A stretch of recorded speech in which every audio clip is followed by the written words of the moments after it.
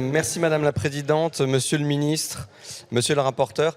Alors Madame la Présidente, si vous êtes d'accord, je vais défendre les 3 amendements. Je vous remercie. 3013, 3017, 3016, puisqu'ils portent sur le même sujet, qui est le dispositif des BSPCE, qui sont les bons de souscription de parts de créateurs d'entreprises.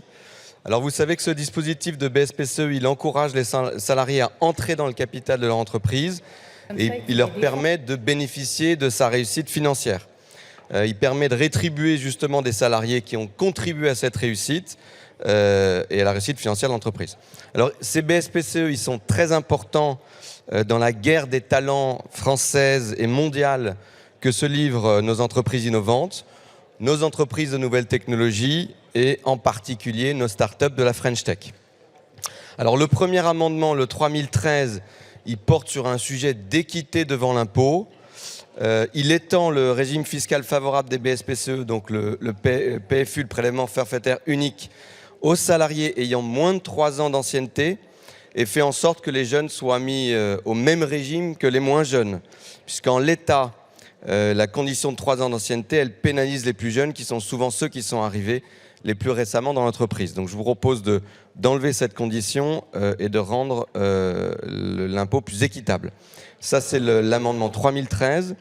Sur les 2 et 3e amendements, donc 3017 et 3016, c'est un sujet plutôt de correction des seuils qui sont devenus obsolètes depuis la création des BSPCE.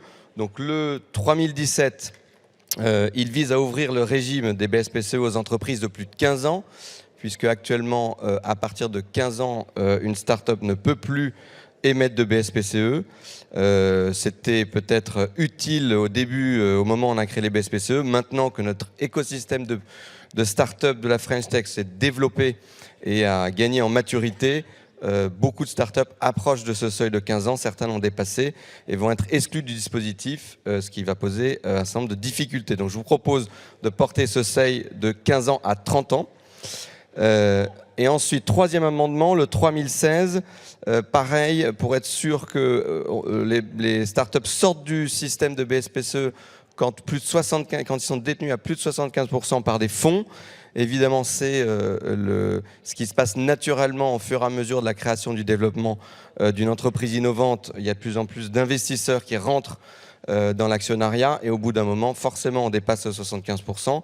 Et donc je propose de passer 75% à 95% pour permettre à nos startups bien développées et nos licornes de continuer à utiliser ce dispositif BSPCE qui est très utile.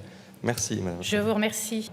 Oui, je veux remercier le député Midi de sa mobilisation, je ne le vois pas, de sa mobilisation sur ce sujet-là, qui est celui du développement de nos startups, des nouvelles technologies, et du sujet de savoir si nos dispositifs de partage de la valeur dans l'entreprise sont adaptés au secteur des startups, des nouvelles technologies ou pas. C'est un vrai sujet et je propose qu'on y travaille ensemble dans les mois qui viennent pour regarder si une adaptation de nos dispositifs serait utile ou pas. En attendant, je vous demande le retrait de vos amendements, sinon avis défavorable.